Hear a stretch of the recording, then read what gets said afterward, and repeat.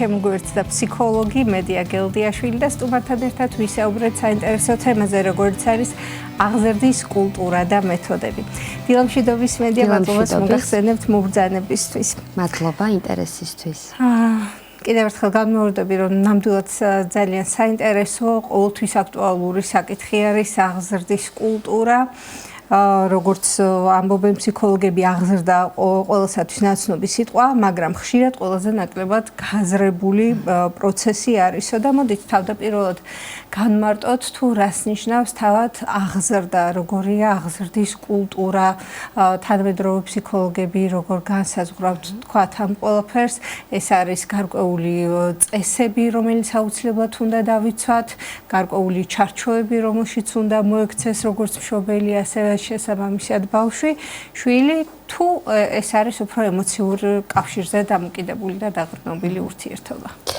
დღესდღეობით უფრო მეტად ემოციურ კავშირზე დაყრდნობილ ურთიერთობის ჭრილში განვიხილავთ, ვიდრე წესების და სტანდარტების ესეთი ხისტად გადაცემის თვალსაზრისით. თუმცა, რა თქმა უნდა, ეს ამასაც მოიაზრებს.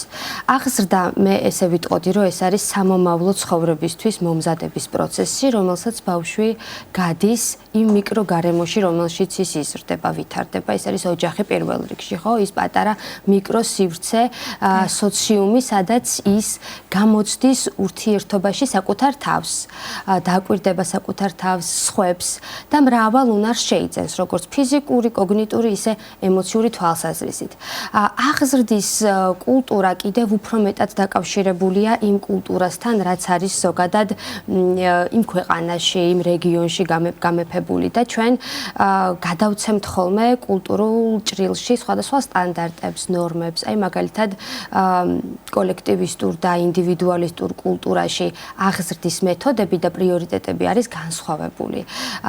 კოლექტივისტურ კულტურაში უფრო მეტად ჯგუფზე ორიენტირება ჭარბობს, ერთმანეთის გათვალისწინება, ურთიერთკავშირი და ურთიერთპასუხისმგებლობა ბავშვობიდან უყალიბდება ბავშვს.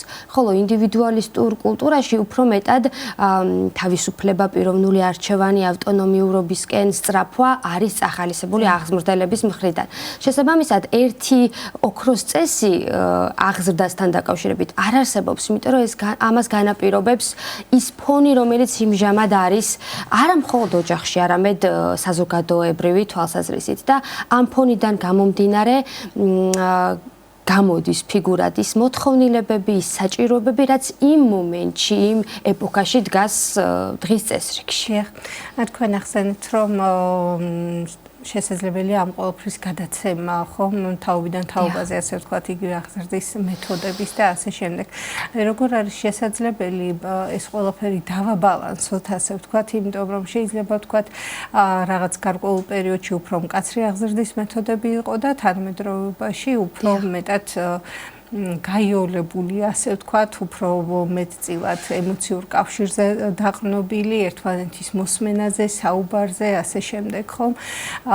როგორ უნდა მოვახერხოთ ის, რომ ეს ყველაფერი ერთმანეთს შეუსაბამოთ, ისე რომ ვთქვათ, არც თავისუფლება შევზღუდოთ ბავშვის, მაგრამ იყოს რაღაც გარკვეული დისციპლინა, ალბათ საჭირო იმისათვის, რომ რაღაც გარკვეული პასუხისმგებლობის საკითხი მისთვის ნაცნობი იყოს და მისაღები. კი, აი ეს დისბალანსია ხოლმე სწორედ ის, რაც მე ხდება ფსიქოთერაპიის საგანი, ასე ვთქვათ, და უკვე სამუშაო საკითხი, რითიც ხშირად მოდიან როგორც მოზარდები, ბავშვები, უკვე დასრულებით და რას გულისხმობ.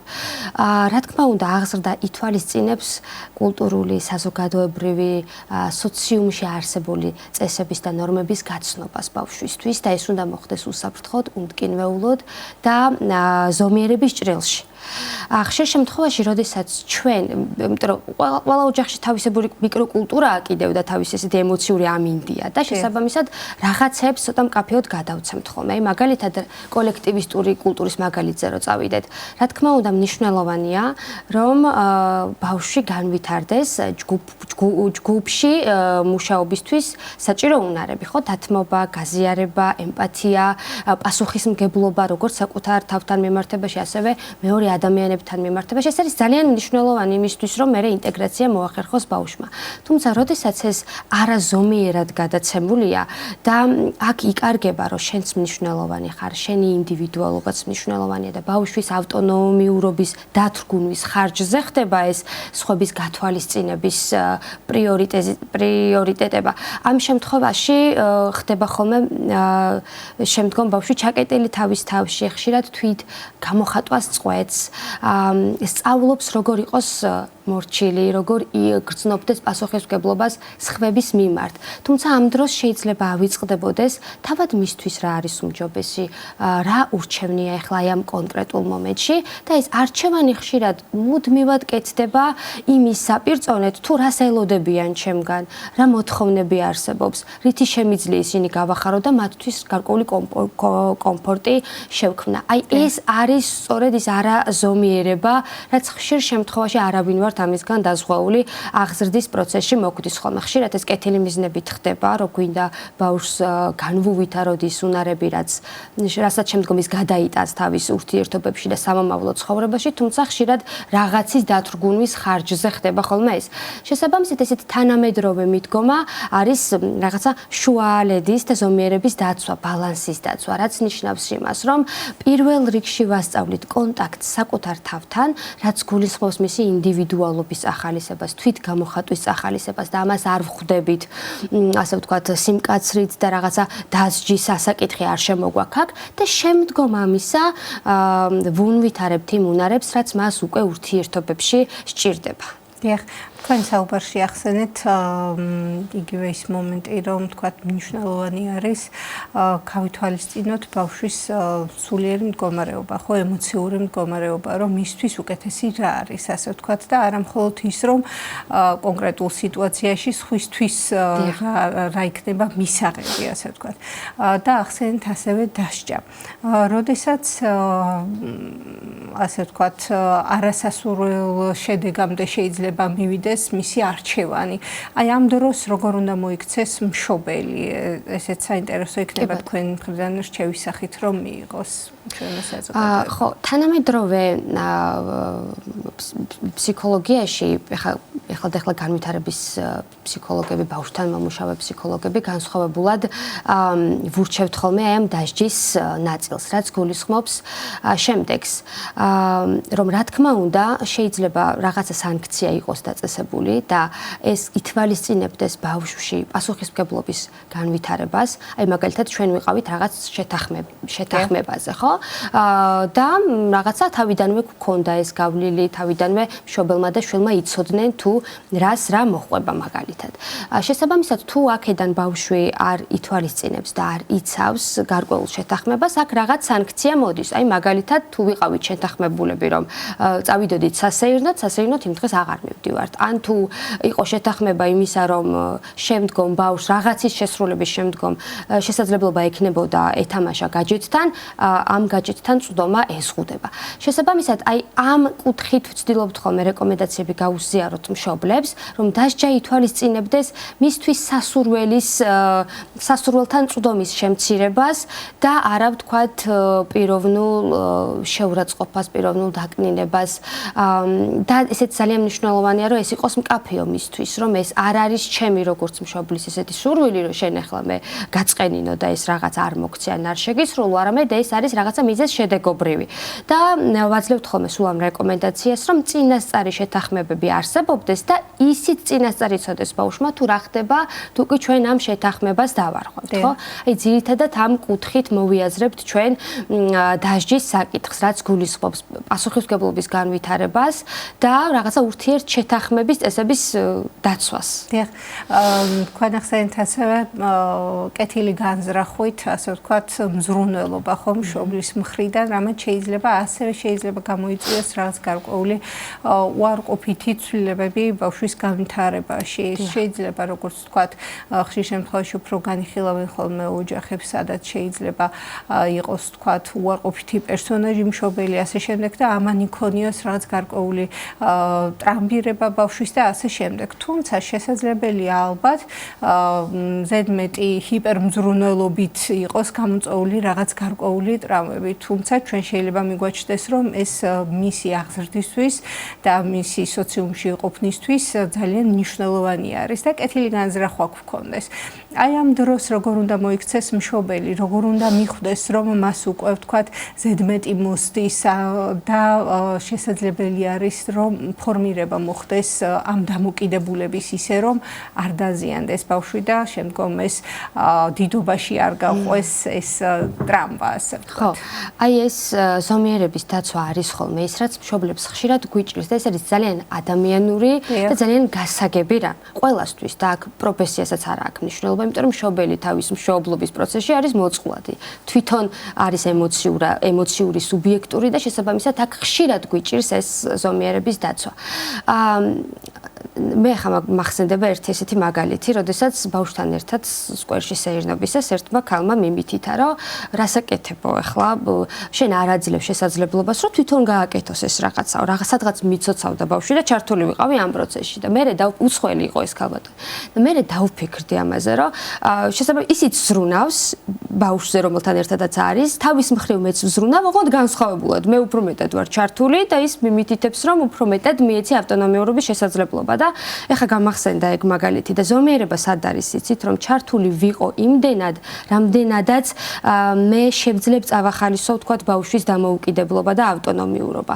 ვუზრუნველყო მისი უსაფრთხოება, ვიყო ახლოს მასთან, თუმცა არ გადავიკვეთო მის ინდივიდუალობასთან, მის ასე ვთქვათ შესაძლებლობებთან, იმიტომ რომ თუ ეს გაჩნდა ბავშვთან, რომ მე უნდა ვიყო ყოველთვის შენს გვერდით იმისთვის, რომ შენ რაღაც სწორად გააკეთო, ან იმისთვის, რომ რაღაცას ცუდი შედეგები არ მოყვეს, შემდგომ ეს დასრულებაშიც მიყვება, ხო?